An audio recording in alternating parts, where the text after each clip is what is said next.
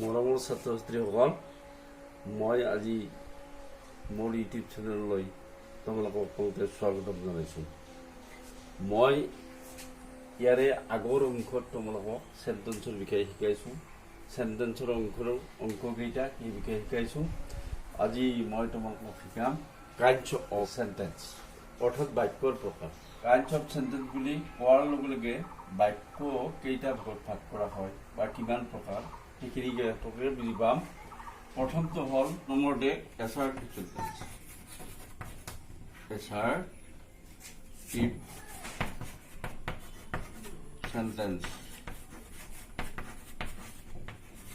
বৰ্ণনামূলক বাক্য। বৰ্ণনামূলক বাক্য। Assertive sentence কাক বোলে?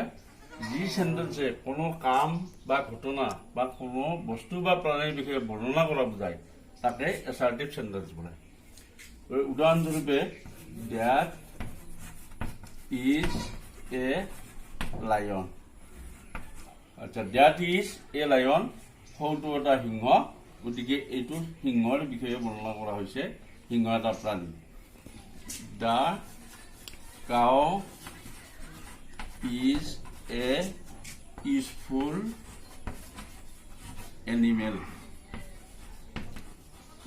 গৰু এবিধ উপকাৰী জন্তু। ইয়াত গৰুৰ বিষয়ে বৰ্ণনা কৰা হৈছে।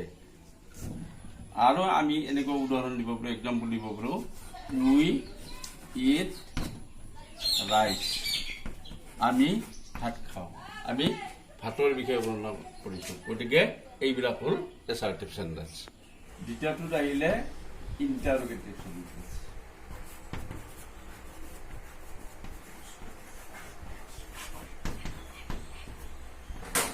ইণ্টাৰোগেটিভ চেণ্টেন্স অৰ্থাৎ অসমীয়াত কৈ প্ৰশ্নবোধক বাক্য। প্ৰশ্নবোধক বাক্য। প্ৰশ্নবোধক বাক্য। এতিয়া ইণ্টাৰোগেটিভ, আমি এছাৰ্টিভ চেণ্টেন্স কাক বোলে জানিলোঁ। এতিয়া ইণ্টাৰোগেটিভ চেণ্টেন্স কাক বোলে আমি সেইটো জানিব লাগিব। যি চেণ্টেন্সে কোনো প্ৰশ্ন সোধা বা কৰা বুজায় তাকে ইণ্টাৰোগেটিভ চেণ্টেন্স বোলে। যেনে, what is your name? What is your name? ইয়াত প্ৰশ্নবোধক চিন আহিব। হোৱাট ইজ ইয়ৰ নেম, তোমাৰ নাম কি? গতিকে এইটো এটা প্ৰশ্ন সোধা হৈছে। ঠিক তেনেধৰণে are you a student? Are you student, তুমি এজন ছাত্ৰনে? গতিকে এইও এটা প্ৰশ্ন কৰা হ'ল। ইণ্টাৰোগেটিভ চেণ্টেন্সৰ শেষত সদায় তাৰমানে কি থাকে? প্ৰশ্নবোধক চিন থাকে। এইটো মনত ৰাখিবা। আৰু ই প্ৰশ্ন সোধা বা কৰা বুজায়। তাৰপিছত do you read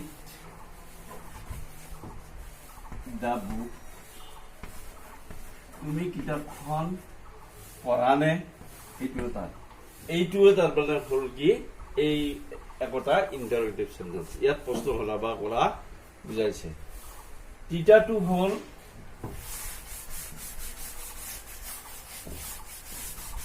imperative sentence. 3 নম্বৰটো হ'ল imperative sentence.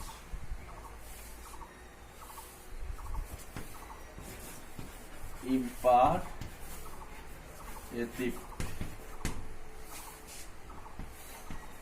Sentence. Imperative sentence অৰ্থাৎ ইয়াৰ অসমীয়াটো হয় আদেশ, অনুৰোধ, অনুৰোধ,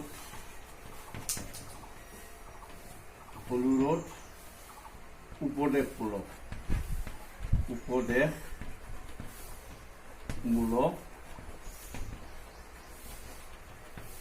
বাক্য। উপদেশমূলক বাক্য। আচ্ছা, ইম্পারেটিভ সেন্টেন্সে কাক ইম্পারেটিভ সেন্টেন্স কাক বলে? তেতিয়া আমি কম যে যি সেন্টেন্সে কোনো আদেশ বা অনুৰোধ বা উপদেশ দিয়ে বুজায় তাক কি বলে? ইম্পাৰেটিভ সেন্টেন্স বলে। এতিয়া আমি উদাহৰণ হিচাপে দিব পাৰোঁ কাম হিয়াৰ। কাম হিয়াৰ, ইয়ালৈ আহক বা ইয়ালৈ আহা, এইটো এটা অনুৰোধ কৰা বুজাইছে। গো দিয়াৰ, গো দিয়াৰ, তালৈ যোৱা। ৰেচপেক্ট, ৰেচপেক্ট ইয়ৰ টিচাৰ, তুমি তোমাৰ শিক্ষকক সন্মান কৰিবা। গতিকে এইটো এটা অনুৰোধ, এইটো এটা গো দিয়াৰ, তালৈ যা, এইটো এটা হ'ল কি? আদেশ বুজাইছে। তাৰপিছত ৰেচপেক্ট ইয়ৰ টিচাৰ, তুমি তোমাৰ শিক্ষকক সন্মান কৰিবা, উপদেশমূলক। গতিকে এই সদায় এইটো মনত ৰাখিবা, ইম্পাৰেটিভ সেন্টেন্সে আদেশ, অনুৰোধ আৰু উপদেশ দিয়া বুজায়। আৰু ইম্পাৰেটিভ সেন্টেন্সত ছাবজেক্টটো সদায় উজ্জ্বল থাকে, সি লুকাই থাকে, আৰু প্ৰথমতে সেইকাৰণে ভাৰ্বটো দেখা যায়, আৰু শেষত ফুল ষ্টপটো থাকে। গতিকে এইবোৰ হ'ল তাৰমানে কি? Imperative sentence. ইয়াৰ পিছত 4 নম্বৰ সেন্টেন্সটো হ'ল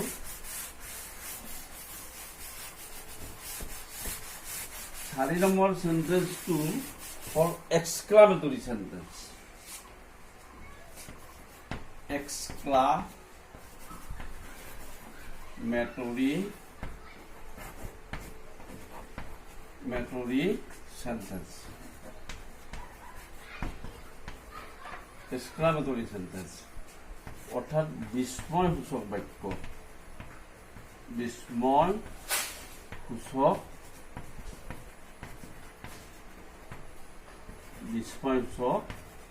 বাক্য। এক্সক্লামেটৰী সেন্টেন্স বুলি কোৱাৰ লগে আমি এনেধৰণে কম, যি সেন্টেন্সে মনৰ আবেগ, অনুভূতি, সুখ, দুখ আদি প্ৰকাশ কৰা বুজায়। এইবিলাক সেন্টেন্সক কি বুলি কয়? এক্সক্লামেটৰী সেন্টেন্স বুলি কোৱা হয়। যেনে ই উদাহৰণ হিচাপে আমি দিব পাৰোঁ, এলাছ I am undone। এটা দুখৰ বাক্য, হাই মই কৰিব নোৱাৰিলো। গতিকে এক্সক্লামেটৰী সেন্টেন্সত সদায় কি থাকে? এটা এই ভাৱবোধক চিন থাকে, অৰ্থাৎ এক্সক্লামেটৰী চিম্বল থাকে। এইটোক এক্সক্লামেটৰী চিম্বল বুলি কোৱা হয়। তাৰপিছত হুৰো,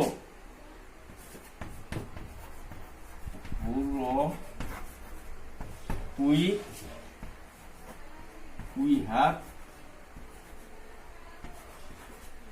won the game। we have won the game, বা আমি কি কৰিলো? খেলত জিকিলো, বা হুৰো আমি খেলত জিকিলো। এইটো এটা আনন্দৰ কথা। ঠিক তেনেধৰণে যদি আমি লিখো, হোৱাট এ বিউটিফুল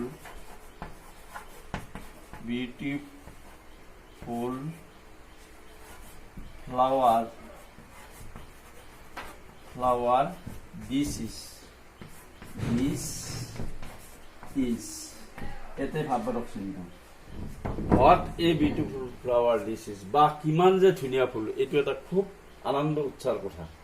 আৰু হোৱাট বা হাউ এইবিলাক থাকিলে ৰাখিবা, সদায় ছাবজেক্টটো শেষৰ ফালে বহে আৰু ছাবজেক্টৰ পিছত ভাৱটো বহে, আৰু শেষত ভাৱবোধক চিনটো বহে। এইকেইটা হ'ল সেন্টেন্স, এই 4 প্ৰকাৰ। এইটো তোমালোকে মনত ৰাখিবা। ইয়াৰ উপৰি আৰু এবিধ সেন্টেন্স আছে, আৰু সেই সেন্টেন্সটো তাৰমানে আজিকালি ইম্পাৰেটিভ সেন্টেন্সত অন্তৰ্ভুক্ত কৰা হৈছে। সেইটো নম্বৰ হিচাপে সেইকাৰণে নিদিওঁ মই। এই সেন্টেন্সটোক কয় অপটেটিভ সেন্টেন্স।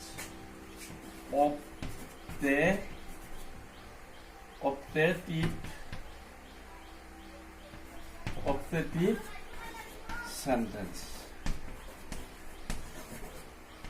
অর্থাৎ ইচ্ছাসূচক বাক্য ইচ্ছাকৃত বাক্য ইচ্ছাকৃত বাক্য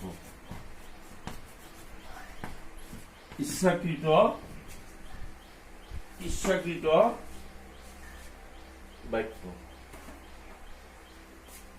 এই অপটেটিভ সেন্টেন্সটো এইটো সেই সেন্টেন্সৰ ভিতৰত আগতে আছিল যদিও আজিকালি ইয়াক ইম্পাৰেটিভ সেন্টেন্সতে অন্তৰ্ভুক্ত কৰিছে এই কথাটো পুনৰ তোমালোকক দোহাৰিছো আৰু এই অপটেটিভ সেন্টেন্স মানে হ'ল ইচ্ছাকৃত বাক্য যেতিয়া যি সেন্টেন্সে মনৰ ইচ্ছা প্ৰকাশ কৰে সেই সেন্টেন্সক অপটেটিভ সেন্টেন্স বুলি কোৱা হয় যেনে God bless you God bless you ঈশ্বৰে তোমাক মংগল কৰক may you live long may you live long live long তুমি দীৰ্ঘায়ু হোৱা এইবোৰ হ'ল অপটেটিভ সেন্টেন্স ইয়াৰ উপৰি অৰ্থ অনুসৰি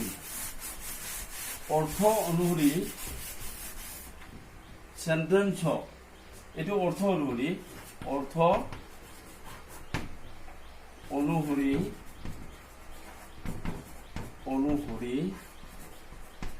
সেন্টেন্সক আকৌ দুটা ভাগত ভাগ কৰা হয় প্ৰথমটো হ'ল affirmative sentence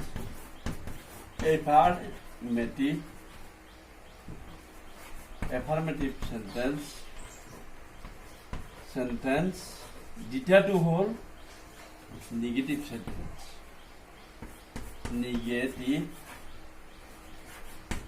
negative sentence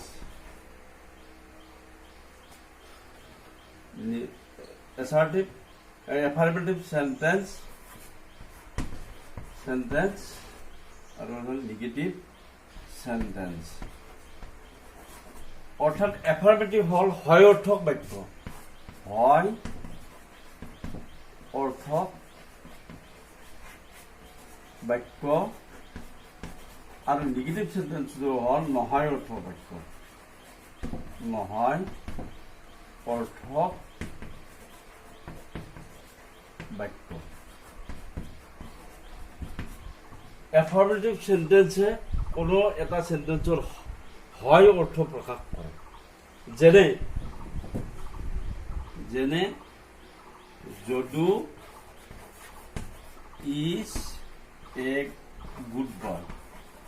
good boy Jadu এজন ভাল ল'ৰা ইয়াত হয় অৰ্থ প্ৰকাশ কৰিছে যদু এজন ভাল ল'ৰা হয় কিন্তু ইয়াক নিগেটিভে এই সেন্টেন্সটো ক'ব কি